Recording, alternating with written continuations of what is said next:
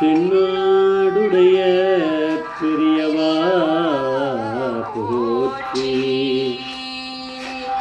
பெரியவா போற்றி, பெரியவா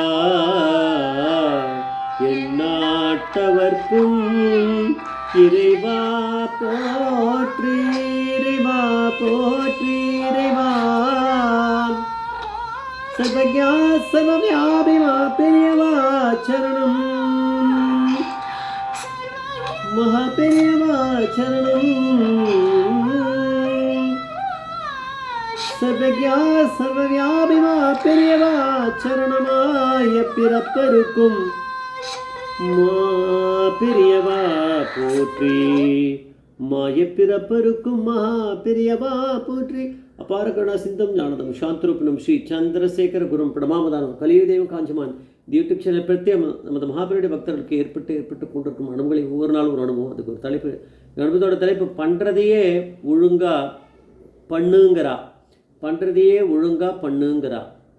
இந்த சேனலை இதுக்கு சப்ஸ்கிரைப் பண்ணாலும் பண்ணுங்க, தினமே பாருங்கள்.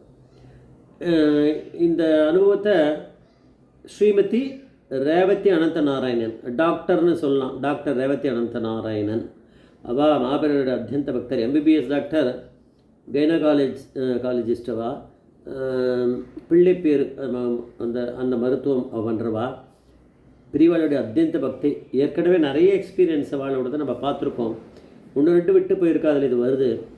இவள் ஒரு டீம் ஆஃப் டாக்டர்ஸ், கொஞ்சம் பேர், கொஞ்சம் அசிஸ்டண்ட்டு, ஒன்று ரெண்டு டாக்டரை கூட்டிகிட்டு திண்டிவனம் போய் அங்கே ஒரு மெடிக்கல் கேம்ப் பண்ணுவாள். அது பெரியவா உத்தரவு அது மாதிரி பண்ணியிருக்கா, அங்கே போய் பண்ணுவாள். அதை முடிச்சுட்டு ரிட்டர்ன் ஆவா. அது மாதிரி வரும்போது ஒரு நாள் ரிட்டர்ன் ஆகிட்டு இருக்கா அங்கேருந்து.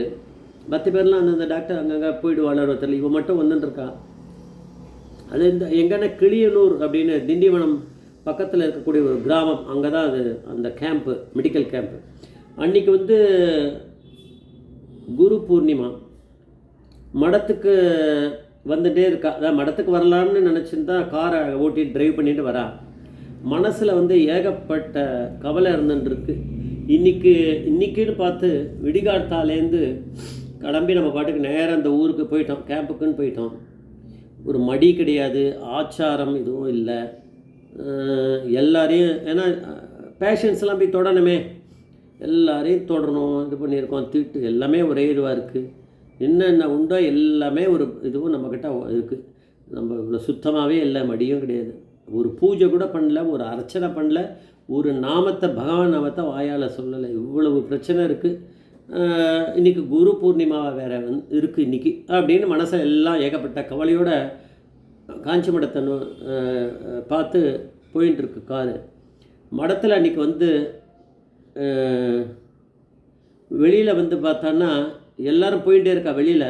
மடத்துக்குள்ளே போகிறவா யாரும் இல்லை, வெளியில் போயின்னு இருக்கா, பஞ்சாக வெளில போகிறா. கேட்டால் சொல்கிறா, பெரியவா இன்றைக்கி யார்கிட்டையும் பேசலையாம், மௌன விரதம் அப்படிங்கிறா, அதனால் தரிசனமும் கிடையாதுங்கிறா அப்படின்னு சொல்லிட்டு ஒவ்வொருத்தர் சொல்லிகிட்டே போயின்னு இருக்கா.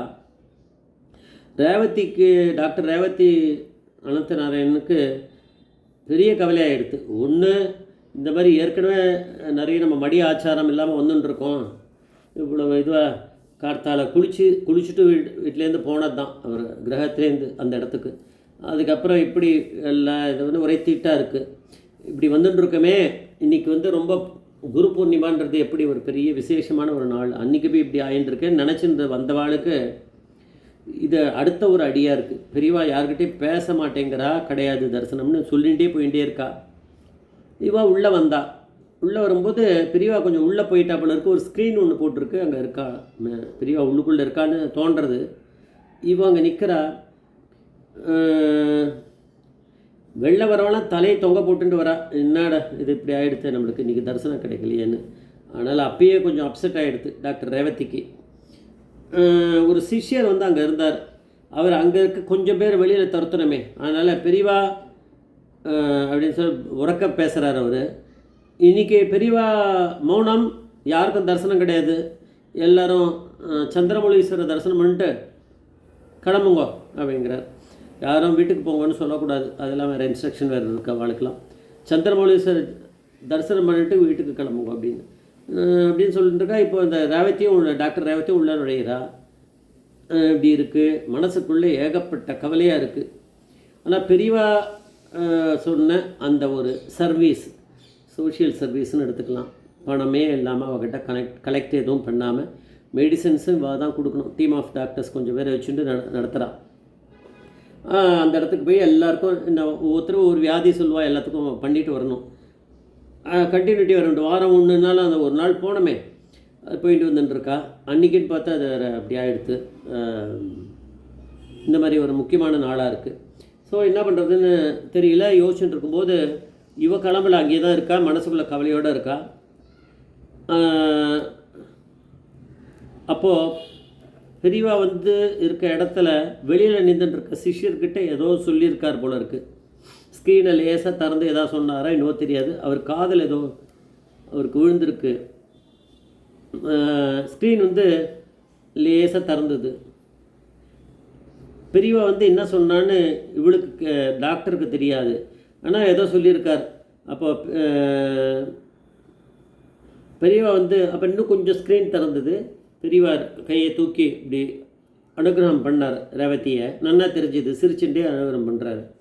அப்படி பண்ணிகிட்டே இருக்கும்போது பக்கத்தில் அந்த சிஷ்யர்கிட்ட ஏதோ சொல்லிகிட்டே அவர் பண்ணார் இல்லையா. அந்த சிஷ்யர் ரேவதியை பார்த்து சொன்னார், பெரியவா பண்ணுறதையே ஒழுங்காக பண்ணுங்கிறா அப்படின்னு சொன்னார். இப்போ என்ன சொல்ல வர்றாருன்னா, பெரியவா சொல்கிறது இப்போ பண்ணுறது டாக்டர் தொழில், அது ஒரு பெரிய, அது எல்லோரும் பண்ண முடியாது, நல்ல ஒரு ஸ்ரத்தையாக பண்ணக்கூடிய தொழில் அது. அப்போ அதில் போயிட்டு நான் இன்றைக்கி இந்த ஸ்லோகத்தை சொல்லியே இந்த பூஜையை பண்ணலையே, நான் இந்த மாதிரி குளிச்சுட்டு இதை பண்ணலையே அதை பண்ணலையே, எதுவும் வேண்டாம். அந்த தொழிலே ஒரு பெரிய தர்மமான ஒரு காரியம்தான்.